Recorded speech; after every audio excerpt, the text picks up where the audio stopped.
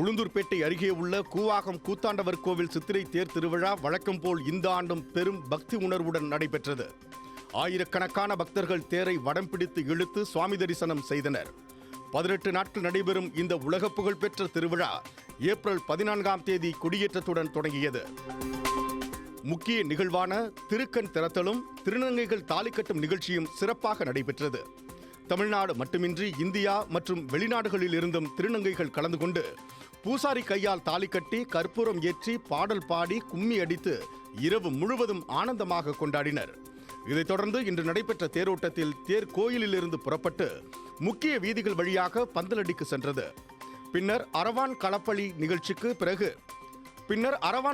நிகழ்ச்சிக்கு பிறகு தாலி கட்டிய திருநங்கைகள் தங்களது தாலியை அறுத்து குங்குமம் அழித்து வளையல்களை உடைத்து வெள்ளைப்புடவை அணிந்து ஒப்பாரி வைத்து அழுதனர்.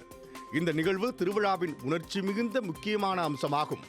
மாலையில் பலிசோறு படைக்கும் நிகழ்ச்சி, காளிக்கோவிலில் அரவான் உயிர்ப்பிக்கும் நிகழ்வு மற்றும் தர்மர் பட்டாபிஷேகம் ஆகியவற்றுடன் 18ஆம் நாள் சித்திரை திருவிழா நிறைவு பெறுகிறது. உளுந்தூர்பேட்டை அருகே உள்ள கூவாகம் கூத்தாண்டவர் கோவில் மையமாக கொண்டு நடைபெறும் இந்த விழாவில் தமிழ்நாடு மட்டுமின்றி இந்தியா முழுவதிலுமிருந்தும் வெளிநாடுகளிலிருந்தும் திருநங்கைகள் உள்ளனர்.